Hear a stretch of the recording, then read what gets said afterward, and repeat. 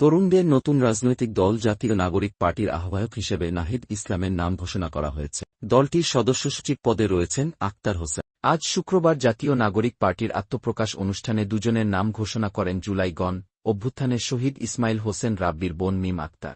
রাজধানীর মানিক মিয়া অ্যাভিনিউয়ে নাগরিক পার্টির আত্মপ্রকাশ অনুষ্ঠানে আজ সন্ধ্যা 6:15টার দিকে দলের কমিটি ঘোষণা শুরু হয়। আহ্বায়ক ও সদস্য সচিবের নাম ঘোষণার পর দলের আংশিক অর্গ্যানোগ্রাম পড়ে শোনান আক্তার হোসেন। কমিটিতে মোট 150টি পদ রয়েছে। আক্তার হোসেন বলেন, নতুন দলের জ্যেষ্ঠ যুগ্ম আহ্বায়ক পদে রয়েছেন সামান্তা শারমিন ও আরিফুল ইসলাম আদিব।